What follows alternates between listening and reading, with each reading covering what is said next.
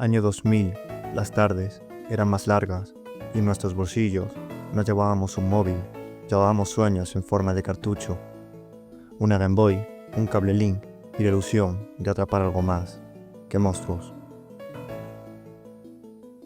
Ese año, en plena fiebre mundial por los monstruos de bolsillo, un cartucho dorado y plata se volvió leyenda. Y en otro rincón, escondido entre códigos y cartas, Yu-Gi-Oh intentaba dar su primer paso a lo digital. Hoy te llevo a ese año glorioso, donde Pokémon Oro y Plata arrasaron, y donde Yu-Gi-Oh! Dual Monster 4 quedó en la sombra, una historia de éxitos, fracasos y pura nostalgia gamer. En octubre del 2000, el mundo cambió para siempre. Nintendo lanzó Pokémon Oro y Plata para Game Boy, y eso fue una reacción brutal para el mundo. Más de 5 millones de copias vendidas solo en Estados Unidos, y en España, aunque nunca se publicaron cifras exactas, se calcula que entre 300.000 y medio millón de niños vivimos esa misma aventura. ¿Por qué fue tan legendario y tan importante Pokémon Oro y Plata? Pokémon Oro y Plata no solo ampliaron el mundo de Pokémon, lo redefinieron, una nueva región de Johto, inspirada en la cultura tradicional japonesa, con ciudades que parecían santuarios, bosques envueltos en misterio y torres antiguas que contaban historias sin palabras. Todo se sentía más profundo, más maduro, como si hubiéramos crecido junto a nuestros Pokémon. 100 nuevos Pokémon, nuevas criaturas que no solo expandían la Pokédex, sino que traían nuevas emociones. Luyo, protector de los mares. Ho-Oh, el ave legendaria que marcó el inicio del anime. Además, la crianza cambió el juego por completo. Por primera vez, podías dejar 2 Pokémon en la guardería y al cabo de un rato, tendrías tu huevo. Pichu, Elekid, Magby, la familia Pokémon crecía y con ella, tu vínculo con el equipo. Desde entonces, nació el entrenamiento estratégico, donde ya no bastaba con tener el más fuerte. Había que criar, elegir, cuidar y planear. Y era el tiempo real, un reloj interno con días de la semana y horarios, donde algunos Pokémon solo aparecían por la noche y ciertas tiendas solo abrían los martes, y había eventos que solo pasaban los domingos. Por primera vez, un juego portátil se sincronizaba con tu vida. Y cuando creías que ya habías terminado, volvías a Kanto, la región del primer juego, los gimnasios clásicos, las rutas que ya conocías, pero todo desde una nueva perspectiva. 16 líderes de gimnasio, 2 ligas Pokémon, todo en un solo cartucho. Nadie lo esperaba y nadie lo ha olvidado.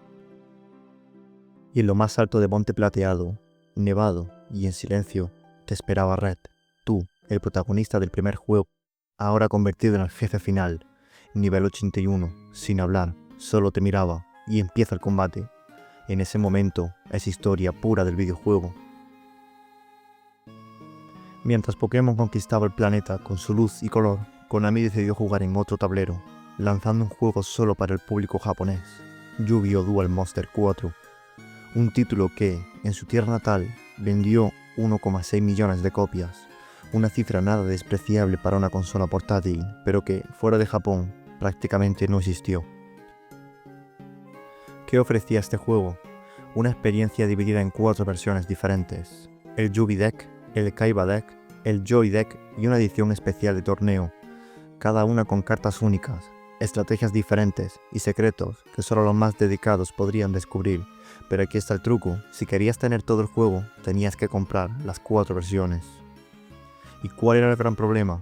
Todo estaba en japonés. Las reglas eran confusas, pero accesibles para quien no dominaba el idioma. Cartas que parecían tener poderes, pero sin efectos claros. Fusiones que no encajaban, movimientos que se sentían incompletos. Jugabas casi por fe, creyendo en la magia de las cartas, aunque no entendieras del todo cómo usarlas. Así que Yu-Gi-Oh! Dual Monster 4 quedó encerrado en su propio mundo, una joya oculta que no pudo romper las barreras del idioma y la distancia. Mientras tanto, fuera de Japón, la serie de Yu-Gi-Oh! No despegaría en videojuegos de forma significativa hasta años más tarde, dejando ese título como un testimonio silencioso de lo que pudo haber sido, y no fue.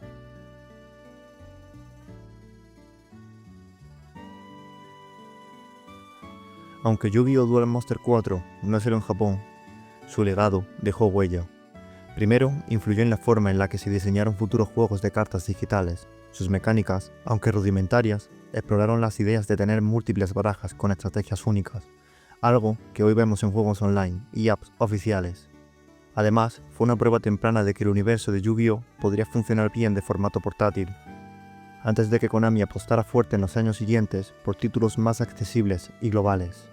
Pero el juego también quedó marcado por limitaciones técnicas y culturales. El idioma fue una barrera gigante. Muchos jugadores occidentales tuvieron que esperar años para ver versiones traducidas y pulidas que permitieran realmente entender las reglas y profundizar en la estrategia. Y en cuanto a gameplay, faltaban algunas cartas icónicas que hoy todos conocemos, lo que limitaba la experiencia de los fans del anime y del juego de cartas físico. Sin embargo, entre los coleccionistas y fans, ese juego es un mito.